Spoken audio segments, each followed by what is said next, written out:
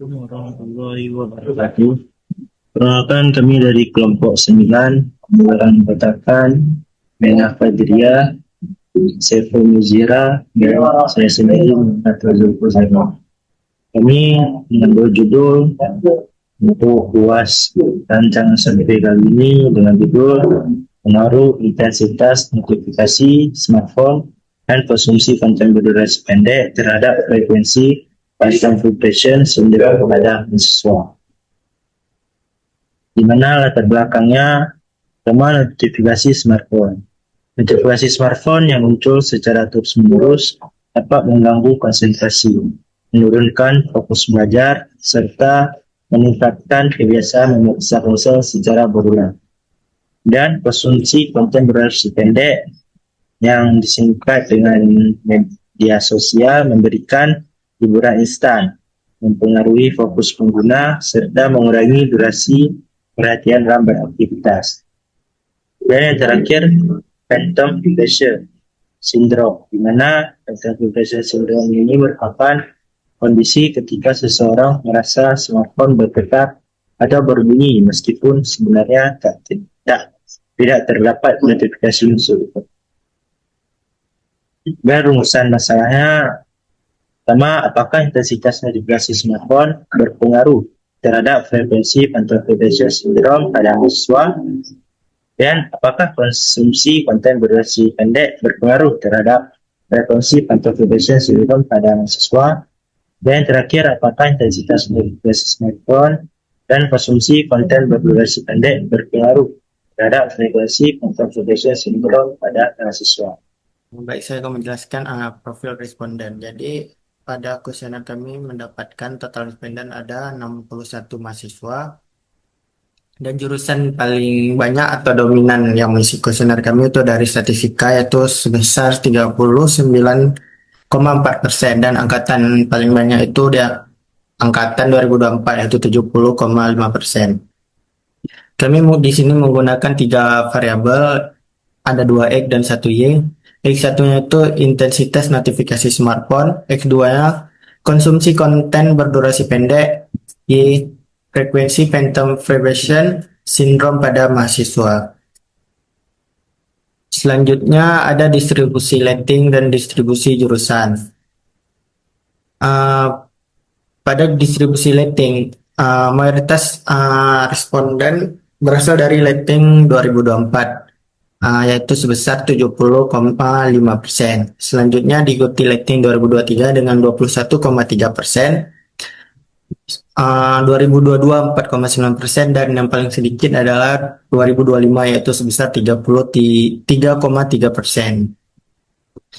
Uh, Pada distribusi jurusan, jurusan yang paling banyak itu ada jurusan statistika yaitu dengan 24 responden.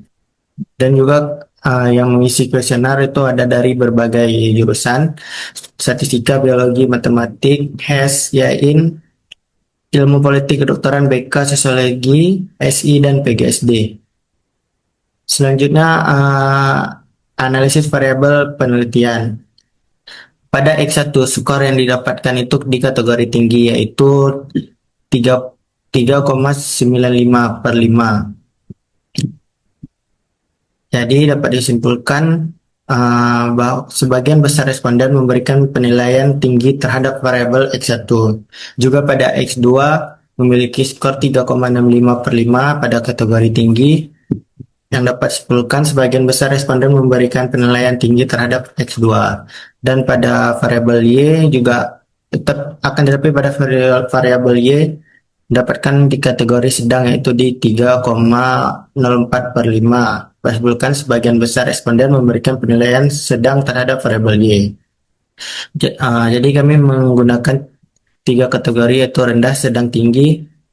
Rendah itu 1 sampai 2,33, sedang 2,34 sampai 3,66, tinggi 3,67 sampai 5. Selanjutnya ada uji validitas dan uji reliabilitas. Pada uji validitas, semua pernyataan pada variabel penelitian dinyatakan valid. Kan valid karena R hitung atau R core-nya lebih besar daripada F tabel. Selanjutnya pada uji reliabilitas X1 dengan jumlah pernyataan 8 memiliki Cronbach's alpha sebesar 0,90 yang berarti reliable, X2 sebesar 0,85 juga reliable, dan Y 0,92 juga reliable. Nilai Cronbach's alpha lebih besar daripada 0,70 menunjukkan bahwa semua variabel memiliki reliabilitas yang sangat baik. Analisis korelasi yang dimana terdapat X1 intensitas notifikasi smartphone, lalu ada X2 konten berdurasi pendek terhadap Y frekuensi phantom vibration syndrome. Nah, dapat dilihat hasil analisis korelasi yang pertama X1 terhadap X2 mendapatkan korelasi sebesar 0,819. Ini mengindikasikan bahwa terdapat korelasi kuat antara keduanya. Nah, walaupun terdapat korelasi kuat antara sesama X, kami telah melakukan uji multikolinearitas, yaitu dengan melihat nilai VIF-nya. Nah, nilai VIF kami ini kurang dari 10. Selanjutnya, ada variabel X1 terhadap Y, yaitu sebesar 0,528. Ini merupakan korelasi sedang. Selanjutnya ada X2 terhadap Y yaitu 0,542. Ini merupakan korelasi sedang.